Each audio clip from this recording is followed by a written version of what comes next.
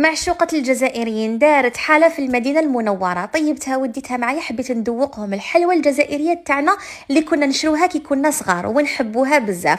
وشوفوا اللي يدي حبة يعاود يولي يدي الدوزيام، بزاف عجبتهم. روحوا نخدموها في الدار.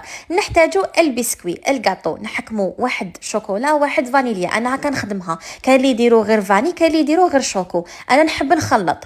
راح نزيد لها زوج باكيات تاع الكوفريت اللي كنت رحيتهم، من بعد نزيد لها زوج ملاعق تاع الكاكاو البني باش نقصوا الحلاوه. مع انه البسكوي اللي نستعملو انا ماشي حلو بزاف، على بها نحب نخدم به. ودوكا باش نطمها راح ندير شويه باتا تختيني التاج بذوق النوازات اللي راح نزيد لها بنه. راح ندير كميه كما شفتوا حوالي 100 غرام تاع المارغرين اللي كنت ذوبتها وبارده، وشويه تاع الحليب، ونبدا نطم. اذا كانت يابسه زيدوا الحليب وطموا حتى وين تحصلوا على هذا القوام.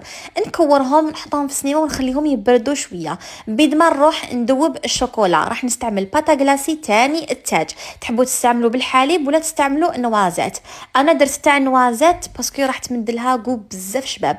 ذوبتها فوق حمام مائي، درت لها شويه تاع الزيت وراح نغلاسي بها، نخليها تنشف. كي تنشف نزيدو نديروا لها زيكزاك هكذا ونخلوها تنشف مره تانية، نحطوها في الكيسات. انا درتها في باطا وديتها معايا ودوقتهم، وصراحه تحسي باللي هذيك الحاجه كي راهم ياكلوا فيها عجبتهم. جربوا الوصفه. سلام.